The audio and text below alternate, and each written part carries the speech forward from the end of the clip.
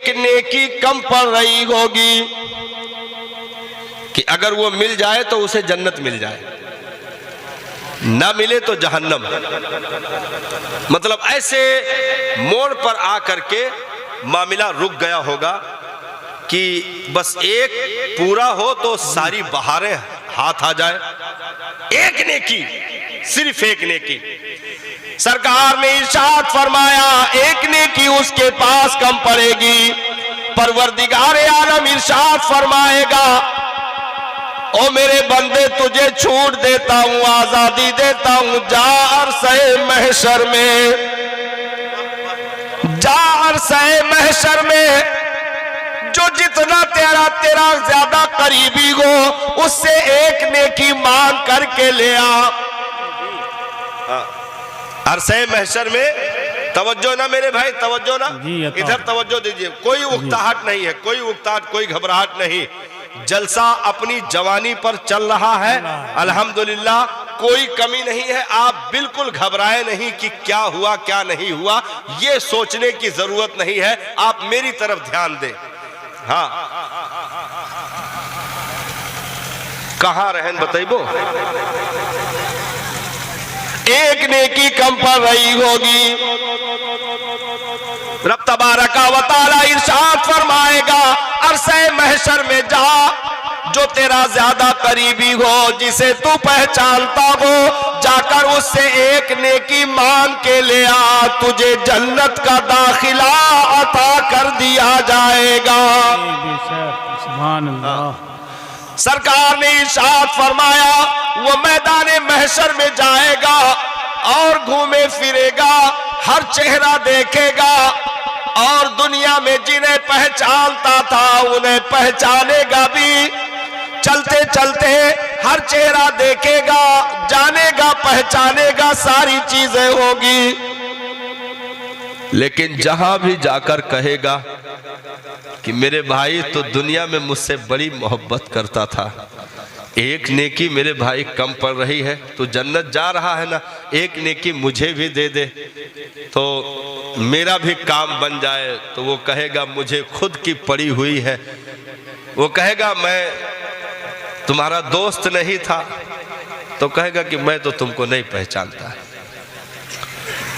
फिर वो जाएगा दूसरे के पास, भाई के पास, यहां तक कि होते होते असल बात जो मैं बताऊं मुख्तसर करके, मेरे नबी ने इरशाद फरमाया अपनी सगी मां के पास पहुंच जाएगा।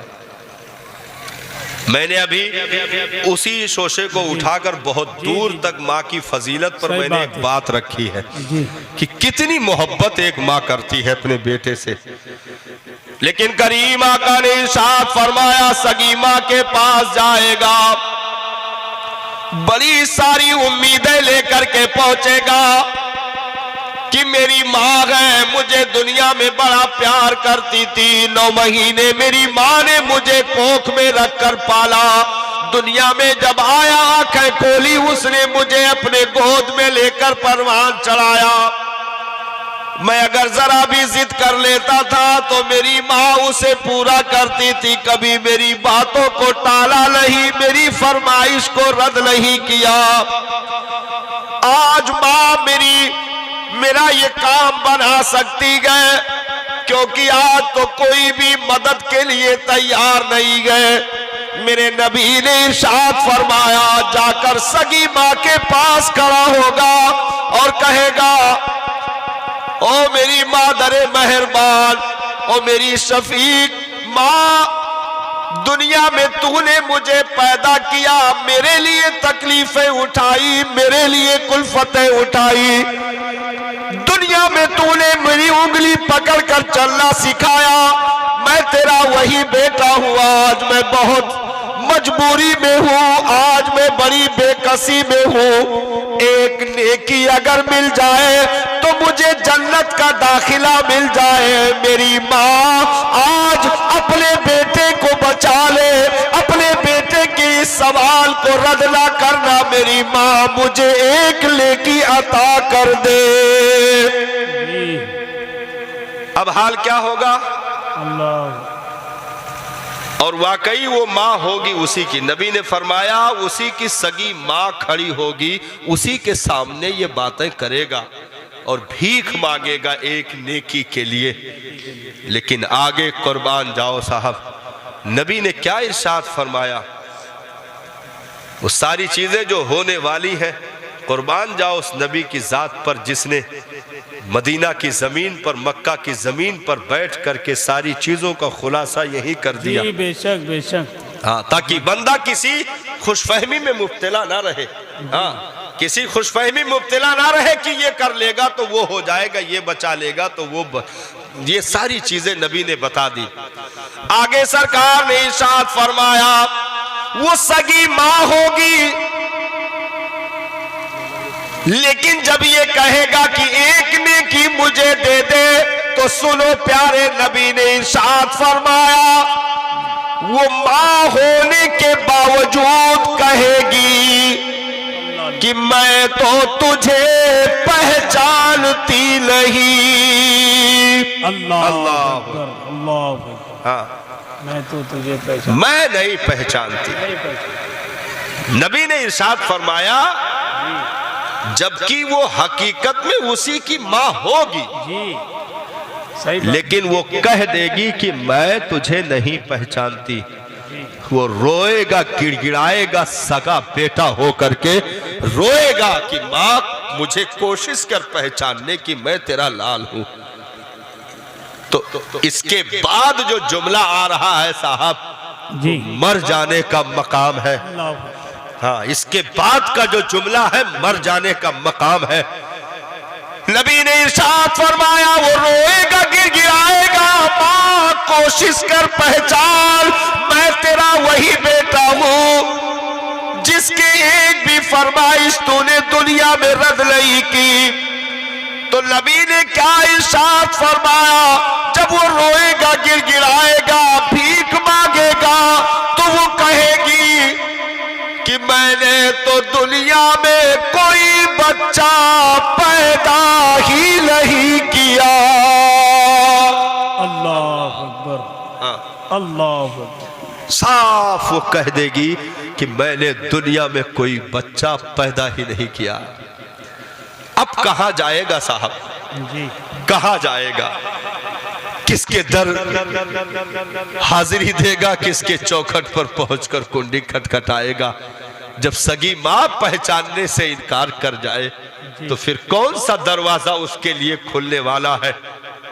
तो सुनो, जहां सारे दरवाजे बंद होंगे वहां पर ऐ गुनहगारों, सियाकारों, अगर किसी का चौखट तुम्हारे लिए खुला होगा, किसी का दरवाजा अगर खुला होगा, तो वो मुस्तफा जाने रहमत की मुकद्दस जात है, मेरे आका की मुकद्दस जात है, जो करीम आका इरशाद फरमाएंगे आना लगा, आ जाओ, आज ही के दिन के लिए मैं हूं। मेरे आका ने इरशाद फरमाया मैं जहन्नम के दरवाजे के पास टहलता रहूंगा, चलता रहूंगा, मैं वहां से हटूंगा नहीं। जिसके कलेजे में राई के दाने के बराबर या उससे कम ईमान की रोशनी मौजूद होगी, जब तक मैं उसे जहन्नम से निकाल ना लूंगा, जन्नत में पहुंचा ना दूंगा, उस वक्त तक मैं वहां से हट नहीं सकता। हाँ, इतनी मोहब्बत मेरे नबी अपनी एक अदना से उम्मती से फरमाते हैं साहब। हाँ, नबी की मोहब्बत पे बात चली थी ना इब्तिदा में जी। हाँ, इस कदर मेरे आका अपने गुनहगार उम्मतियों को चाहते हैं कि जहां जी हाँ, तो अब हम इसी इंतजाम में तो हम चल रहे हैं। बातें नहीं हो पाती हैं आज इंशाअल्लाह काम की बातें, अभी तो तकरीर शुरू नहीं हुई है। हाँ, अभी तकरीर कहाँ शुरू हुई जी, हम कहेंगे ना, हम बताएंगे आपको जहां से तकरीर शुरू होगी जी। तो क्या हुआ, आदमी गुस्सा गर्मी करके चला गया, या आया तो बड़े तनतने से विधायक विधायक ई आठ गांठ, तो बाप को भी हमने लोगों को कहते हुए सुना है कि अब्बा थोड़ा ड्योढ़ी में बैठे हो, थोड़ा अंदर चले जाओ, कुछ वीआईपी दोस्त आ रहे हैं। हाँ, अब्बा से कहता है बेटा विधायक हो गया या डॉक्टर हो गया, तो जब घर में आया तो ई आई टाई ऊ शूज मोजा ई से फी तू, मतलब दुनिया भर का रे तमतमा झमझमा, और इधर मोबाइल एप्पल सेप्पल, इधर मोबाइल, और यूं जो है थोड़ा खपच्चा डाल के यूं ऊंचा कर लिया तो यूं आया, ओए ओए अब्बा अब्बा अंदर अंदर, हमारे कुछ वीआईपी गेस्ट आ रहे हैं, अब्बा अंदर, इंसल्टी हो जाएगी, मेरी नाक कट जाएगी, मैंने बाहर बहुत बनाया है, हाँ अंदर चले जाओ। बिल्कुल जिंदा वाकया बताया हजरत जी। राजस्थान में मेरी तकरीर होनी थी, मैं पहुंचा तो उलमा वहां के सब बैठे हुए थे एक कमरे में, जो दावत लिया था, आप भी सुनिएगा काम की बात है, जो दावत लिया था हम लोग उलमा सब एक कमरे में बैठे हुए थे, गद्दा वद्दा कुर्सी से लगे, तो वो आया जो घर का मालिक था, वो कहने लगा हजरत एक बात कहे, आप लोग नाराज ना होइएगा। तो हम कहे नाराज हुए वाला न कहो, न तो हम नाराज तो हुआ जी जी, मैं काहे नाराज हुए वाला कहो तू जी। उसके बाद भी उसने कहा कि हजरत हमारे कुछ वीआईपी दोस्तों को हमने इनवाइट किया था और उनके नाश्ते पानी के लिए, तो कमरा छोटा है, उधर फैमिली ज़्यादा है, मेहमान आ गए हैं, तो आप लोग सिर्फ 10 मिनट का हजरत काम है, 10 मिनट के लिए हम बाहर सहन में कुर्सी लगा देते हैं, आप लोग बैठ जाइए, हमारे कुछ यार दोस्त वीआईपी आ रहे हैं, उनको अंदर बिठा करके हम नाश्ता करवा दे, हाँ नाश्ता करवा दे। तो हमने कहा ये तो नाराज करने वाली बात तुमने की है कायदे से। हमने कहा सुनो इधर आओ, हमने कहा दुनिया में कौन ऐसा वीआईपी हो गया जो नाइबीने अंबिया की बराबरी करने के काबिल हो गया। क्या बात है, क्या वो गली के मोड़ पर खड़े होकर पेशाब करने वाले को तुमने वीआईपी कहा, दुनिया की चंद जलील लोटों की गड्डियां कमाकर 2-4 लोहे लक्कड़ टीने की गाड़ी पर बैठकर आ रहा, उसको तुमने वीआईपी कहा। हमने कहा जलसा छोड़ सकते गए, लेकिन ये कमरा अब नहीं छोड़ सकते। जी क्या बात है, क्या हमने कहा जलसा छोड़ सकते हैं लेकिन ये कमरा नहीं छोड़ सकते। हमने कहा सारे उलमा यही बैठे रहेंगे, जो भी तेरा मेहमान आ रहा है उसको भी लेकर के आ, कुर्सी लगा, यही बिठा और आ करके उनसे तारुफ करवा कि ये मेरे इमाम है, ये मेरे आलिम है, ये हाफिज कारी, ये हमारे सरों के ताज है, हमारे दीन के रहबर है। ये सब हमें ट्रेनिंग देते गए, तालीम देते गए, इनका एहसान है जो ये लोग वक्त निकाल कर हमारे घर पे आए। आप भी मुसाफा कर लीजिए ताकि आपको भी नेकी आप मिल जाए। वाह वाह वाह, बहुत अच्छी बात, बहुत अच्छी बात। तो हमने कहा बाप को अंदर करने वाला कितना बड़ा वीआईपी तेरा दुनिया में बन गया, जो बाप के ओहदे से ज्यादा बड़ा हो गया। नाना सारे दोस्तों को बिठाता और बाप को लाकर उनके बीच में दूल्हे की शक्ल में बिठाता और उनके कदम की जूती, डॉक्टर विधायक होने के बाद भी बाप के कदम की जूती निकाल कर उन्हें तख्त पर गोद में लेकर बिठाता और कहता मेरे दोस्तों पहचान लो, मैं इसी बूढ़े दरख्त का एक छोटा सा टहनी हूँ, मैं इसी बूढ़े दरख्त की एक छोटी सी टहनी हूँ। आज जो कुछ भी हूँ मैं अपने बाप की बुनियाद पर हूँ। मेरा बाप अगर बचपन में मुझे चाहता तो चोर बना देता, डाकू बना देता, शराबी बना देता, जुआरी बना देता, लेकिन आज अगर डॉक्टर बना ये बाप का एहसान है, वकील बना ये बाप का एहसान है। आज अगर